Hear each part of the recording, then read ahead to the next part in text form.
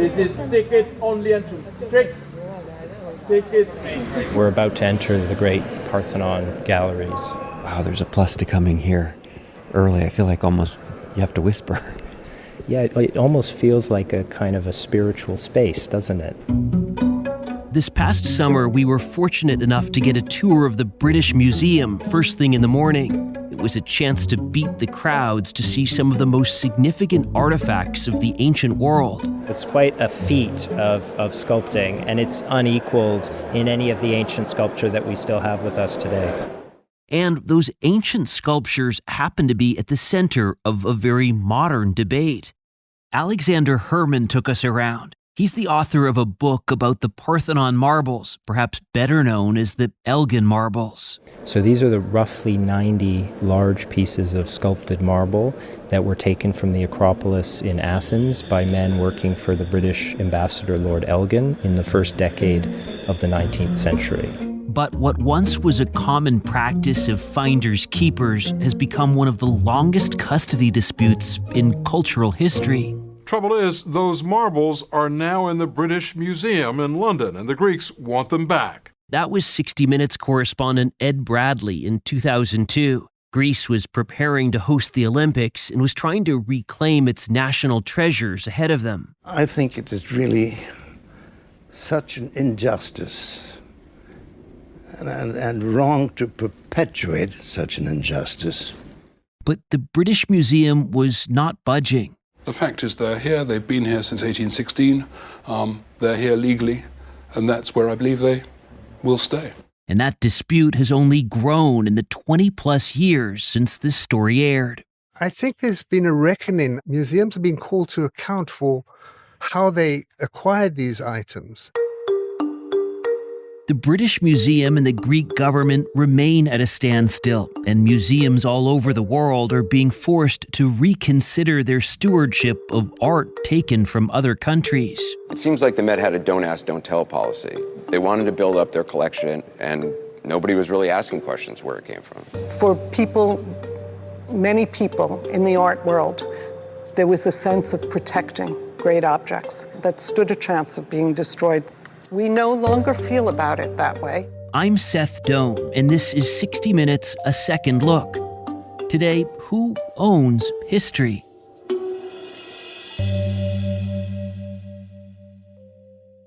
We couldn't resist calling this story Losing Their Marbles, even though the marbles were lost a long time ago, and the marbles we're talking about aren't really marbles at all, but sculptures that once decorated the Parthenon, the ancient Greek temple in Athens. 60 Minutes correspondent Ed Bradley was known for his love of ancient art, its beauty and history, and he certainly appreciated a good story. And this one mixes it all: an international dispute, competing claims of ownership, museums, culture, and controversy. Known to the British as the Elgin marbles after the Scottish Earl of Elgin, who brought them to London and sold them to the British government nearly 200 years ago, they are one of the museum's greatest attractions, inspiring awe and sometimes other emotions in the 5 million people a year who come here. The story was in the headlines when he examined it in 2002. As Greece prepares to host the Olympic Games in 2004, they've launched another appeal to the British that the Parthenon marbles be returned to their original home. And today, this controversy remains heated and is changing shape. And we thought a good reason to give this story a second look. Can we go see the goddess Iris? Let's do it. This is legal scholar Alexander Herman walking us through the ground floor of the British Museum. In the 60 Minute story standing in Athens, Ed Bradley says, This is the head of the goddess Iris. It comes from the frieze that once decorated the Parthenon and is now on display here at the Acropolis Museum in Athens. And then it hops to Ed Bradley here in London. But if you want to see the rest of her, you have to come here to the British Museum in London. We don't get the full story when we just see it in one place or just see it in the other place. In a sense, the story is incomplete because of that fragmentation. Herman spent a decade researching his book on the Parthenon sculptures. It seems so much is controversial, even what you call these sculptures. You hear Parthenon sculptures, you hear Parthenon marbles, you hear Elgin marbles. Yeah, so traditionally in Britain, they've been called the Elgin marbles because they were taken and acquired by Lord Elgin, who's the British ambassador, sent to Constantinople, which is present-day Istanbul. It was the capital of the Ottoman Empire. Now that name is fallen a little bit into desuetude, and they're referred to by the British Museum as the Parthenon sculptures. Some people, especially those campaigning for their return, call them the Parthenon marbles because they feel that you need to distinguish the ones at the British Museum from the ones in Athens. How important are they to the British Museum? We saw that long line around the block on both sides of the museum today. Historically, they were very important. The British Museum had been around for about 50 years. Up until that point, the collection was largely an assemblage of papers and books and little fragments and vases. They hadn't yet acquired a sort of centerpiece to the collection, and that centerpiece was the Elgin marbles when they came in 1816. Finally, people could see what classical Athens and ancient Greece looked like in the flesh, so to speak. And it helped to cement the British Museum's reputation and authority within the cultural sector across Britain. But for the Greek people, these marbles are much more than a trophy to showcase. They've become an important part of Greek cultural heritage because of the link back to their glory age, classical Athens, when they were developing democracy and mathematics and science and drama and literature, and everything that we now have taken from ancient Greece was all being developed in Athens within a relatively short period of time, just at the time that they were building this amazing Parthenon. So I think that link back to their ancient past is very important to them and their sense of identity. I think there's a great insensitivity to what the marbles mean to the Greek people. It's their pride. You don't take away a country's pride. This was Jules Dassin speaking with Ed Bradley in 2002. He was an American film director who was blacklisted from Hollywood during the Red Scare. He moved to Europe and eventually became an honorary Greek citizen. It was there that he directed and acted in his best-known film, the 1960 romantic comedy Never on Sunday. His leading lady was Greek actress Melina Mercouri, who played a carefree prostitute. You like your life. I like my life. You like your work. I like my work. Mercouri and Dassin later married, and Mercouri took her place on an even bigger stage. In the 1980s, when she became Greek Minister of Culture, she used all of her acting skills to dramatize a campaign for the return of the marbles to the Parthenon. While our podcast team was researching Mercouri, we discovered that she'd been the subject of her own 60-minute story in 1982. Here she spoke about the importance of preserving a nation's culture. It's very natural all over the world, that the American cultural life comes and takes over because of your music, because of your films, because of your books, and because of the blue jeans. Everywhere you take over. So the Greek, like in other countries, forget what means Greece. We must find again our roots. And finding those roots was a mission that connected Mercouri to the Parthenon marbles. She said, quote, "They are our pride, they are our sacrifices, they are our noblest symbol of excellence." She took her fight all the way to the United Nations. Melina said she hoped to see the marbles back in Athens before she died, and that didn't happen.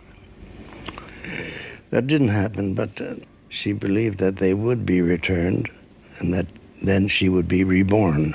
Hundreds of thousands of people poured into the streets during Mercouri's funeral in Athens in 1994. Local newspapers called her the last Greek goddess, and Jules Dassin started a foundation in her honor to continue her fight for the marbles. I think it is really such an injustice and wrong to perpetuate such an injustice. Both Greece and the British Museum say that the Parthenon marbles are theirs. which side is stronger? Well, the British Museum argument traditionally has been that these pieces were lawfully acquired at the time. This again is Alexander Herman. That Lord Elgin had obtained lawful permission from the Ottoman authorities, that they were vested in the trustees of the British Museum by a British Act of Parliament in 1816. So it means clearly they have the title, and that they're restricted from disposing of those items in order to repatriate them by another Act of Parliament from 1963. So they say legally these were acquired, and legally we can't do anything to return them to Greece, even if we wanted to.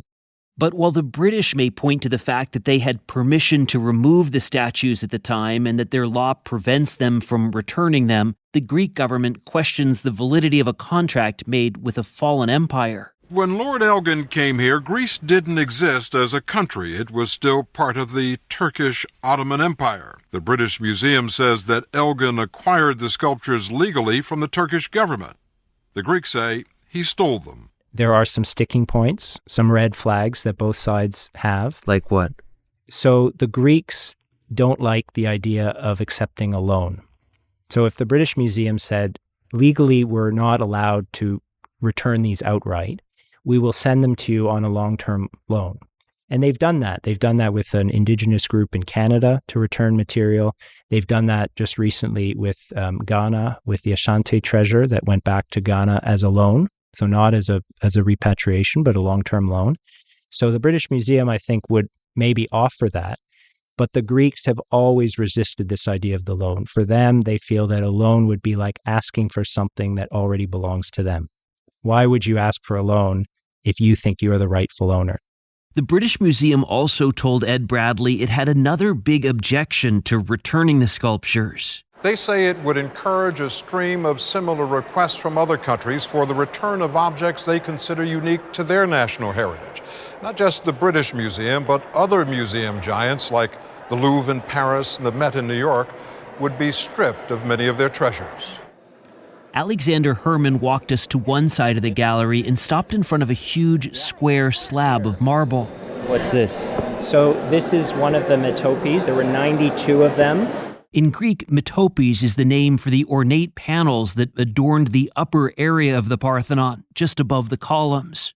And they were part of a story that was being told along the outside of the Parthenon. Whereas the other marbles were carved kind of maybe a couple inches out, these really come out towards you. They must come out more than a foot from the marble. Yeah, exactly. They're sculpted in high relief, and so they would have been very visible. Each side of the Parthenon depicted a different Greek myth. Each metope is a scene from the story. Alexander Herman showed us one side.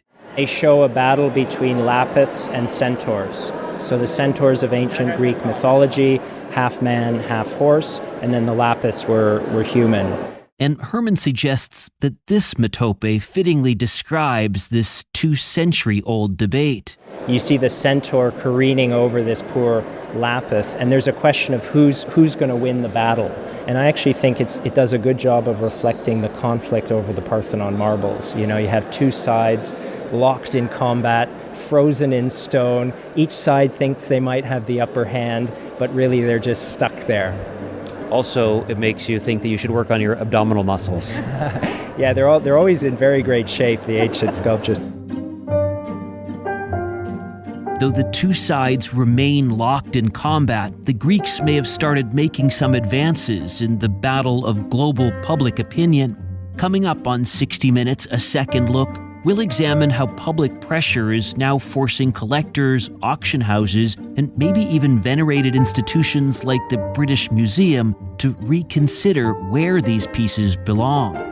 I think what's interesting is that both the British Museum and the Greeks, they have that important attachment to past glory.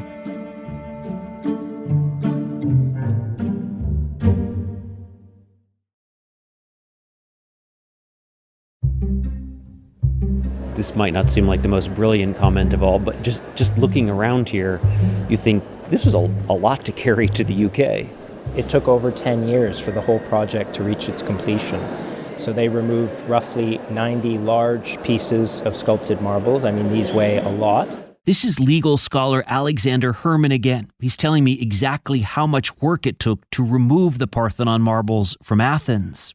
You can see the mark where they would have sawed down. They got to the sort of midpoint and they couldn't go further with the saws, and then they started chiseling it. And if you go to the Acropolis Museum, you can see the blocks with these striation marks from the saws and the chisel marks from the chisels that the workmen were using, over multiple years. So for the Greeks, that causes them great offense that the Elgin team left behind the main part of the blocks in order to just take what they wanted, which was the sculpted part at the front. It's like just eating the frosting off the cupcake. Exactly. The extraction left many of the marbles scarred and in pieces, and the journey to England was just as rough. They put them on a succession of ships. One of the ships, Elgin's brig, the Mentor, sunk, and so many of these pieces were under the Aegean Sea for about 2 years before they were rescued. So, there's an incredible story of just how they were brought to London. So, what does Lord Elgin have to say about all this? No, not that one, but Andrew Douglas Alexander Thomas Bruce, the present Earl of Elgin. To tell this part of his 60-minute story, Ed Bradley did not have to go to the bottom of the Aegean Sea, but he did go to Scotland, to the family estate of Lord Elgin, called Broomhall. I've heard a story that King George VI once joked with your father about his collection here. The King and Queen came in to lunch, and before we'd even been presented, the King looked round. My goodness, he said, "Elgin, I see you still got all the loot." There, Bradley got a tour of the house from Lord Elgin's great-great-grandson. This is a drawing as Lord Elgin would have seen it. This is exactly how it would have appeared. The 19th century's Lord Elgin had originally planned to decorate Broomhall Estate with the marbles as part of his private collection. But later he ran into money problems and, looking to be bailed out, petitioned the British House of Commons to buy them. And that's how they ended up in the British Museum. But not all of his posh British peers agreed that the marbles belonged in the United Kingdom at all. Not long after Elgin took the pieces away from Athens, his fellow aristocrat Lord Byron, the great romantic poet, wrote scathing verse attacking Elgin for what he had done, saying he shouldn't have taken these pieces from Greece. Here's an actor reading one of Lord Byron's poems. It starts, "Cold is the heart, fair Greece, that looks on thee. Nor feels as lovers o'er the dust they loved. Dull is the eye that will not weep to see. Thy walls defaced, thy mouldering shrines removed by British hands." So from that moment, about 1812, 1815, thereabouts, these pieces were invested with a kind of controversy. More than 200 years of controversy. Well over 200 years. And there was a debate in Parliament when it was decided to acquire these pieces for the British Museum in 1816. And it's fascinating to read the parliamentary debates because on one hand you had MPs who were calling Elgin a crook, saying that what he had done was equivalent to spoliation, that we should never accept this monument to our shame into our great museum. And on the other side, there were people saying that he was a savior, that he had acquired these pieces to save them from the barbarism of the local population. Lord Elgin says that his ancestors' original plan had been to make drawings and plaster casts of the sculptures. But he decided to take what he could when he saw how the Turks, who used the Parthenon as a fortress, were defacing them. He had every idea that that was what he was doing. He was rescuing. And that's what he spoke about, my great act of rescue. So I guess one way to look at it is that instead of attacking him, people should thank him for what he did. That's what I always say. A little word of thanks never goes amiss. In the 2002 60-minute story, Lord Elgin's great-great-grandson said that the Parthenon sculptures or marbles in London were dug up, were rescued, not removed from the Parthenon. Yeah, I think, there is some validity to that view that Elgin's men were rescuing these pieces. There is evidence of that if you look at some of the sculptures that remained in Athens. They were quite badly damaged, partly during the War of Independence. This was a brutal war with the Ottomans that lasted a decade. and the Acropolis itself went back and forth between the two sides. It was besieged on multiple occasions. It was bombarded. So the remnants were seriously damaged as a result of that.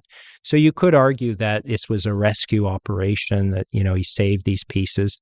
This is the version of the story that the British Museum tells its visitors to this day. The story also figures into a broader debate. It's not just about who has the right to display antiquities, but also who is the most responsible caretaker of them. The Greeks have already taken down most of the remaining sculptures from the Parthenon, some of which were so badly damaged by pollution that they have to be displayed in nitrogen-filled cases.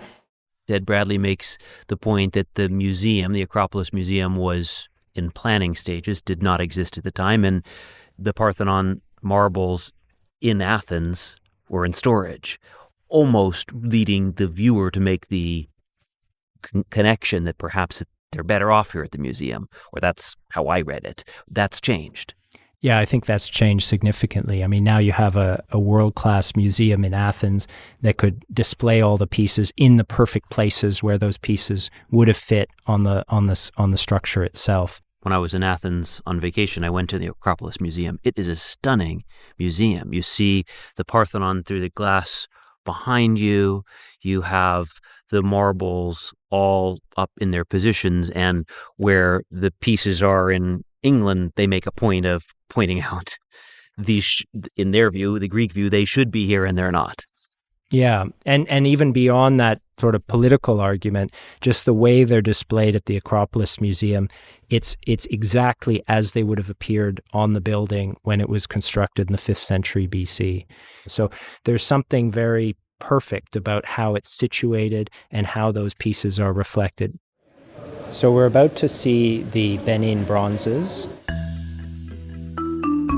Before we ended our tour, Herman wanted us to see a few of the other prized pieces of the British Museum's collection. So these were looted by British troops in 1897 from Benin City in West Africa. They're beautiful. When did the claims to these first start? There have been movements to try to restitute the Benin bronzes going back to the 1990s, but the first official claim came from Nigeria within the last 4 or 5 years. So this is the Rosetta Stone right here.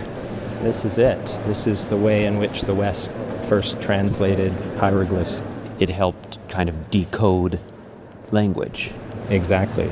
It was discovered by Napoleon's Egyptologists around 1800, so around the time that Elgin's men were sent to Athens.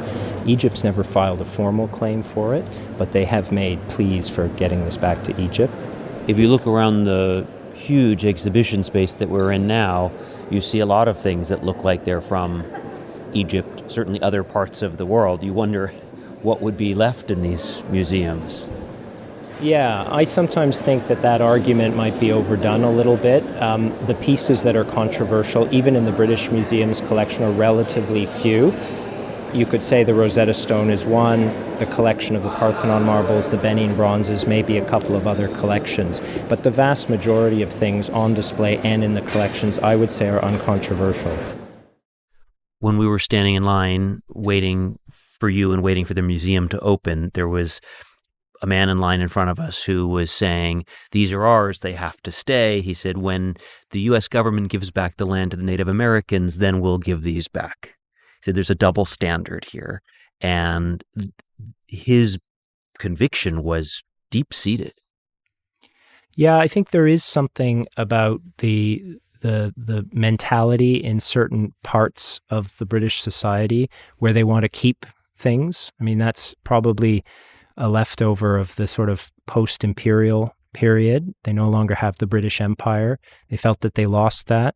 So maybe if they can hold on to certain pieces that are in their important institutions, that's a way of showing that they're strong and that they're able to kind of maintain that link to the past. I think what's interesting is that both the British Museum and the Greeks, they have that important attachment to past glory. For the Greeks, it's the 5th century BC when the Athenian Empire ruled the waves and they were building the Parthenon and developing philosophy and mathematics and science and the rest of it.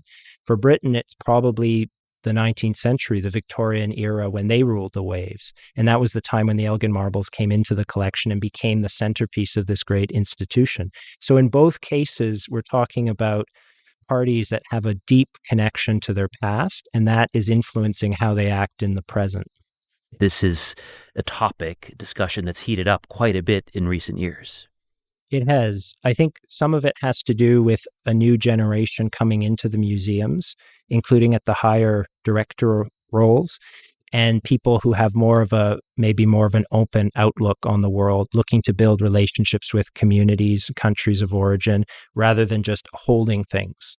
Just this past summer, a spokesperson from the British Museum told a Greek media outlet that the museum wanted to start a, quote, new relationship with Greece and come up with realistic solutions to the ownership dispute. The statement came months after the British Prime Minister canceled a meeting with his Greek counterpart over ownership of the sculptures. When 60 Minutes, a second look continues, we'll examine another, more recent battle over cultural heritage, one that took Anderson Cooper and his team into the jungles and temples of Southeast Asia.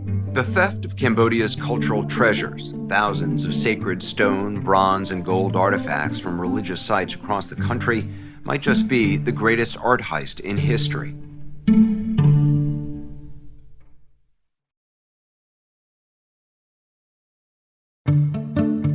More than 20 years after Ed Bradley reported on Greece's attempt to retrieve the Parthenon marbles, 60 Minutes correspondent Anderson Cooper traveled to another major museum to highlight a more recent controversy in the art world. The Metropolitan Museum of Art in New York has one of the most important collections of Cambodian antiquities in the world.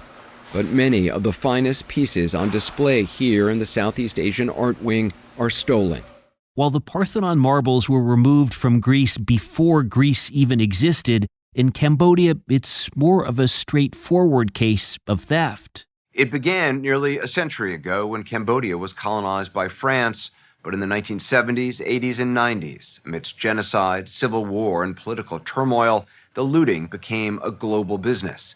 I'm Nadim Roberts, and I'm an associate producer at 60 Minutes. I'm Michael Gafshon. I'm one of the producers on the segment we did on the looting of Cambodia with Anderson Cooper. A longtime producer at 60 Minutes. How long? 32 years. Wow. I understand you both watched Ed Bradley's story when you started reporting your story, the one on the Parthenon marbles. The Ed Bradley story really did encapsulate the complexities of the issues that are facing museums and indeed countries who are seeking restitution. And it was instructive, really. Seth, I was just going to say, I think what does sort of connect these two stories, the Elgin marbles and Cambodian antiquities, is that people feel a great sense of pride in their country's cultural history. And these pieces coming home, it's healing for people. They can sort of feel proud again. And I think that's sort of what maybe connects these two stories in a sense. Do you think people visiting the Met know that these were looted? I think most people walk through the Met, they have no idea those are blood antiquities. They have no idea what the history is behind those pieces. They don't know the temples they came from. That's Brad Gordon speaking with Anderson Cooper. He's an American lawyer who lives in Phnom Penh, Cambodia's capital. He teamed up with a small, tenacious group of Cambodian investigators trying to figure out who looted the temples and how the art ended up in homes, auction houses, and museums overseas. Gordon took Cooper and the team deep into Cambodia to the remote temples. This is probably one of the most looted sites. Yeah, from my understanding, this was number one. The scars of plunder run deep. Looters have hacked off the heads of many statues. They've stolen bodies as well. Empty pedestals mark where gods and deities once stood. Just like the Parthenon marbles at the British Museum, many of the Cambodian antiquities were removed from their original sites in pieces. You take us to these beautiful temples of Cambodia, and you have this line early on in the story, the scars of plunder run deep. This is a podcast. We can't see what you all saw. Can you paint the picture? So Cambodia is a country with thousands of temples. Some are very well known, like Angkor Wat, and these are just beautiful, beautiful temples. One in particular that we went to visit It's called Phnom Sandak, and this is sort of in a remote area of Cambodia. Very difficult to get to. This is not a place that tourists are visiting. We had to take a helicopter, which is about an hour and a half, 2-hour flight, and then up a very precipitous mountain in four-wheel drive vehicles. And then there was a hike to the temple itself. There were just literally these pedestals, as Brad Gordon described them. It's like a pedestal graveyard. The remnants of what was a great place of worship. We've all seen in museums these statues with no feet on them. And I don't think people realize the feet were hacked off, because in order to steal them, that's the easiest way to get them off the pedestal. And we know when the looters came to sites like this, the first thing they took was the heads. That was the easiest to grab. Gordon and his team were able to track down the leader of a gang of Cambodian looters. He explained how gangs of looters would spend weeks at remote temples using shovels, chisels, metal detectors, even dynamite to find and dig out treasures. Dozens of men would hoist heavy stone statues onto ox carts. But some of those looters had second thoughts. Here's associate producer Nadeem Roberts. They felt they had committed a spiritual crime by taking these, by hacking off and looting these statues, taking them out of the country they're from, and that if they did not try and fix this, telling Brad Gordon and his team, what they had taken, from where, when, that they were going to pay for it in their next lives. The teams of looters who stole from the temples helped lead Brad Gordon's investigators to some of the Western art dealers who purchased them, including British collector Douglas Latchford.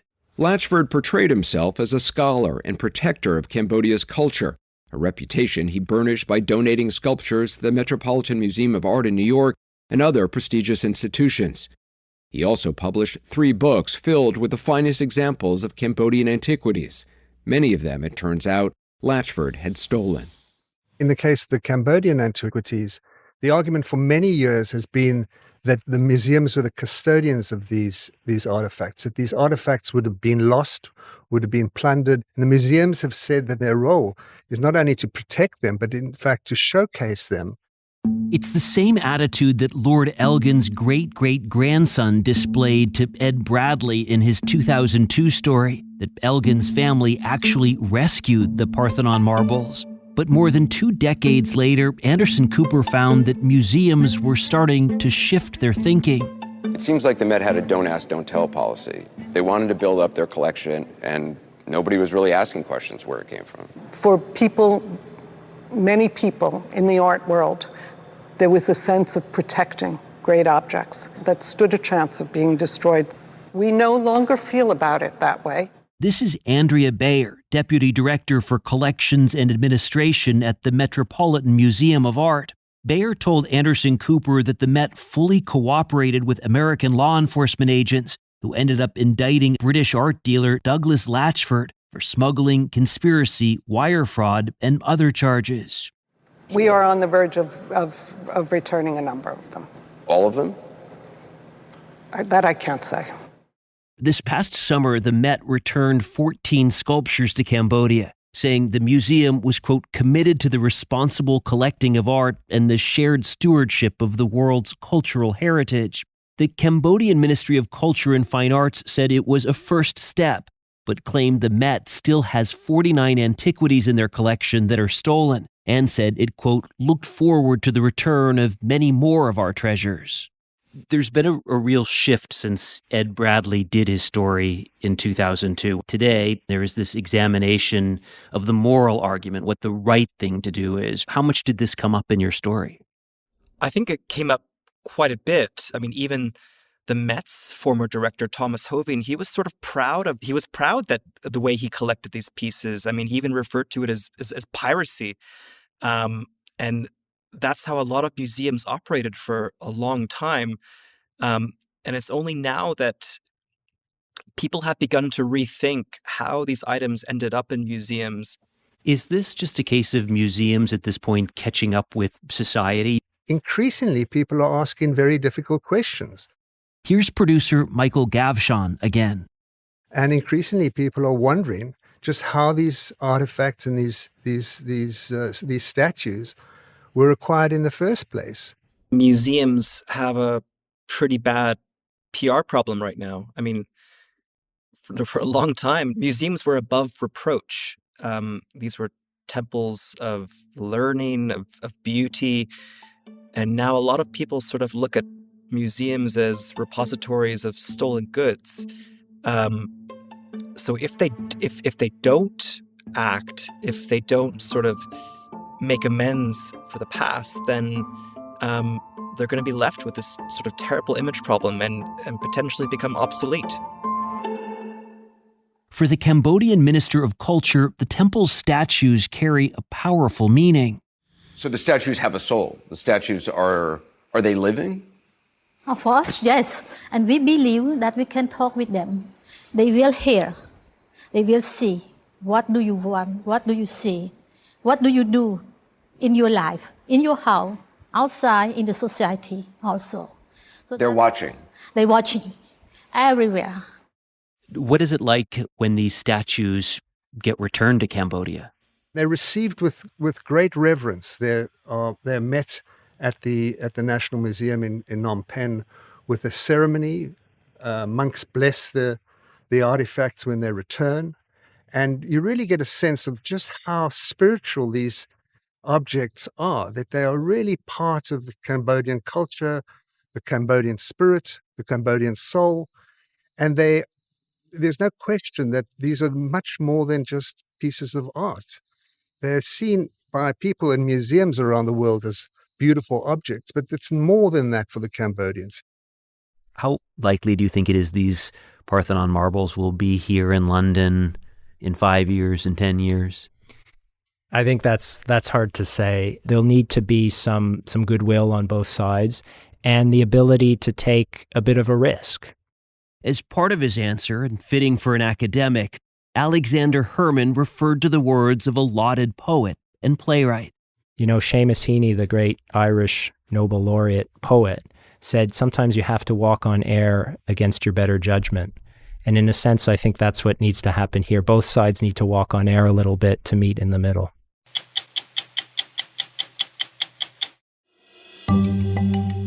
This episode of 60 Minutes, A Second Look was produced by Julie Holstein. Additional producing from Hazel May Bryan. Maura Walls is the story editor, and Jamie Benson is our senior producer and engineer. Recording assistance from Alan Pang and Marlon Polycarp.